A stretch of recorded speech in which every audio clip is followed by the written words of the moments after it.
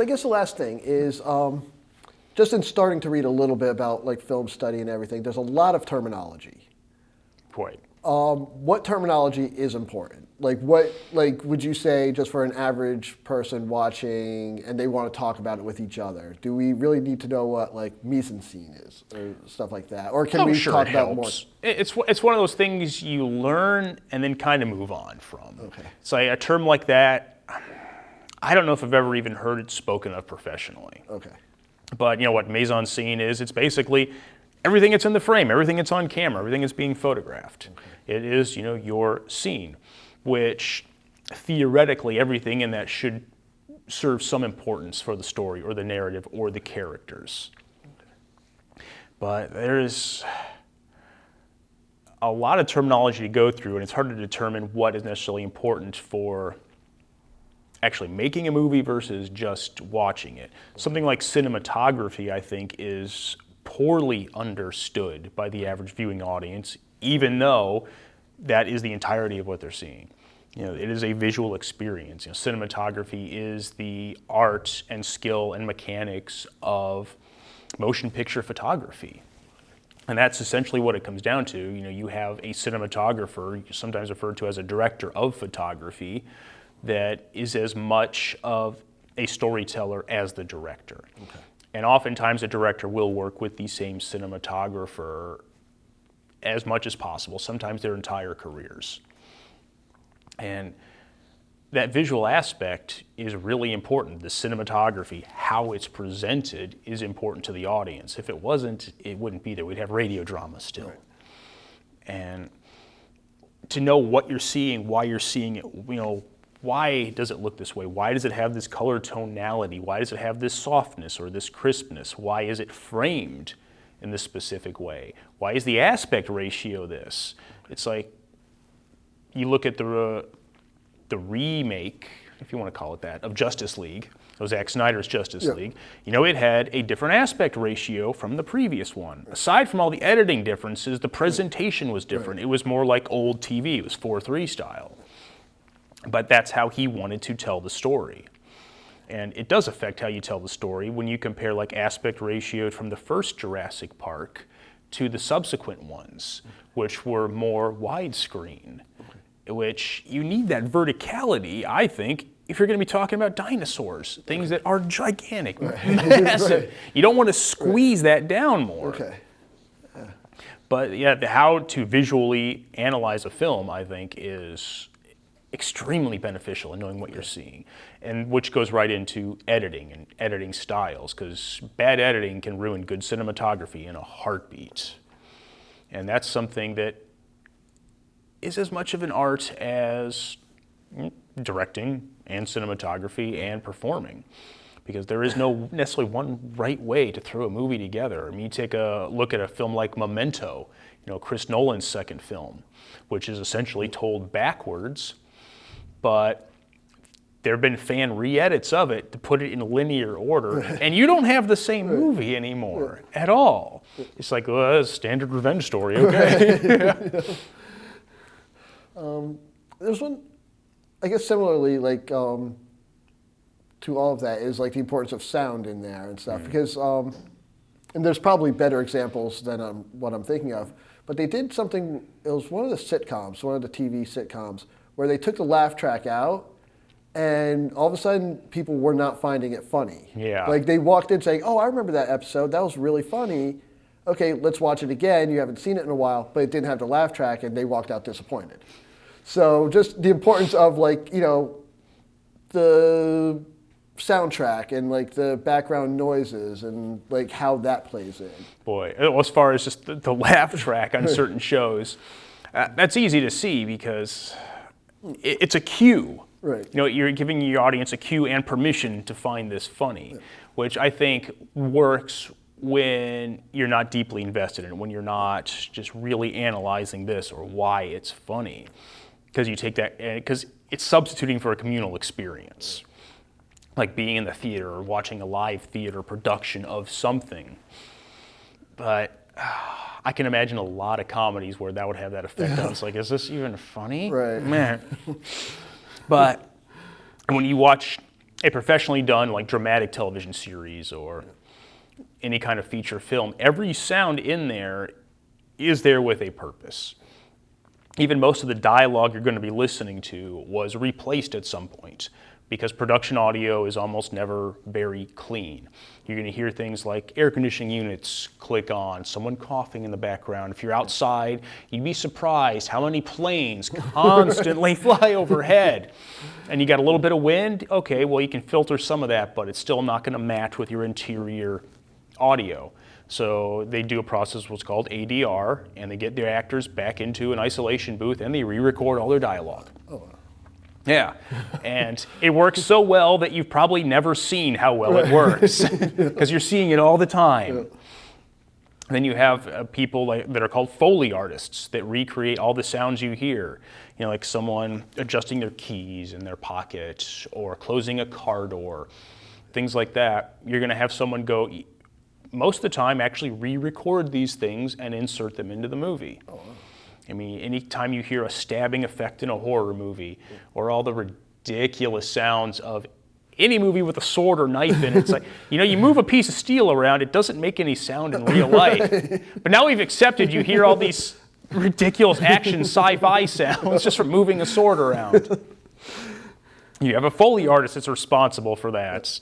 And I mean, you go back to even like the punching sounds in the old Indiana Jones movies. It sounded like someone just hitting a wet, heavy bag. I mean, just like wet leather on wet leather. It was ridiculous. But it sold the movie, hey. Right. But everything you're going to hear in those was re-recorded or created and reinserted into the movie. And usually that's one or two guys' jobs.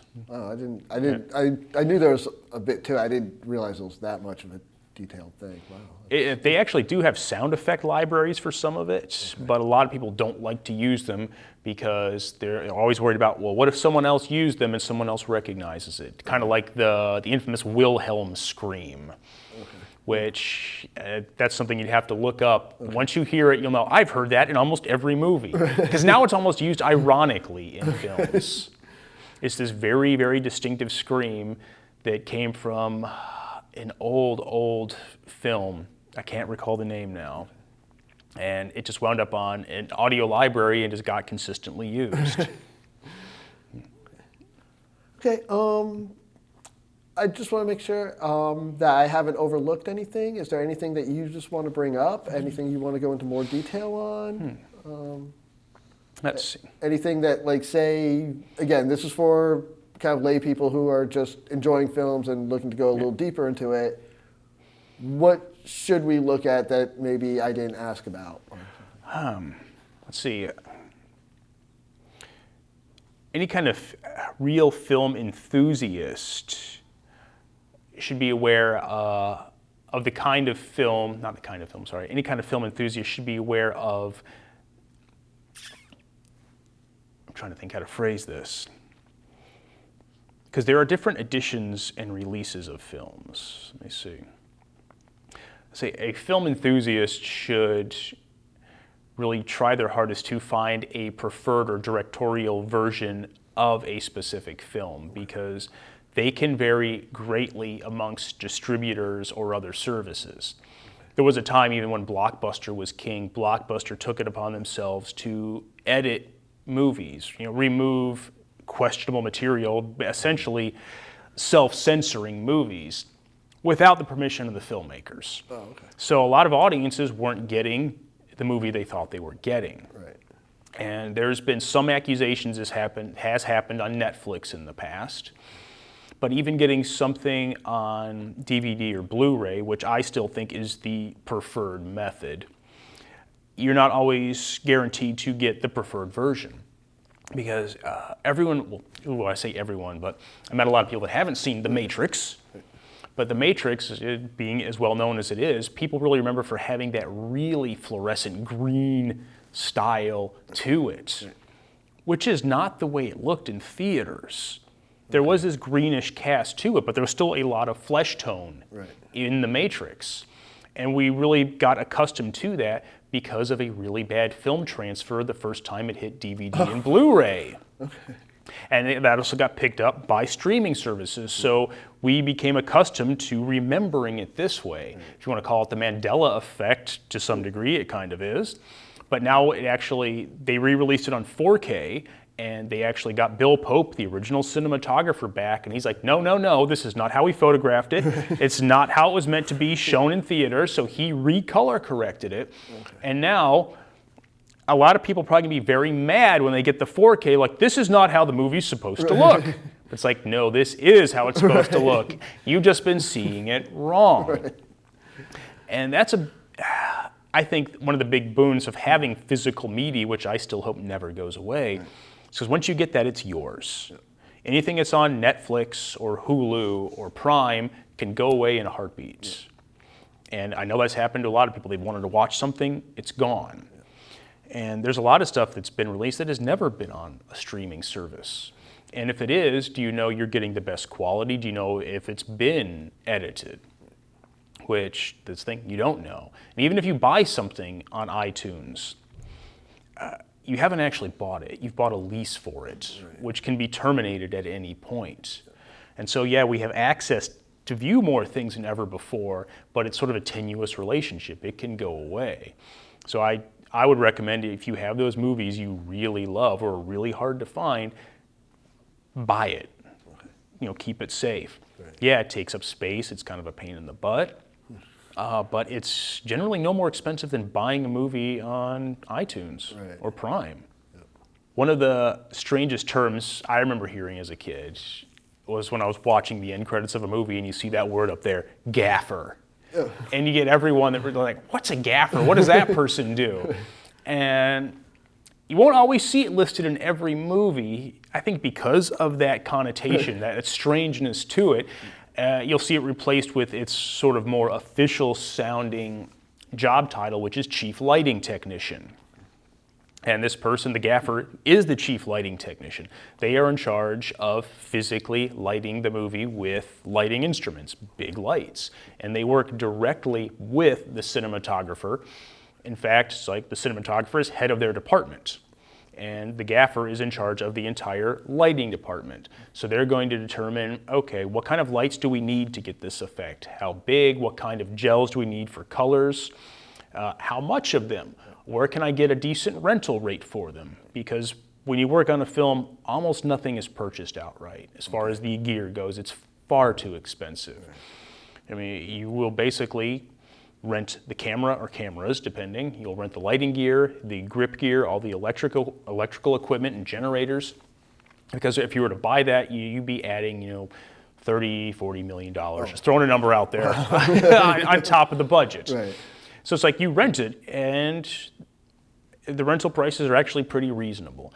I mean, they're reasonable enough that you can have independent filmmakers have the exact same access to the exact same equipment as professional seasoned filmmakers. Okay. But yeah, your gaffer is going to basically be the one lighting the movie, choosing lights to do it, and working with the cinematographer to determine, is this the look we want?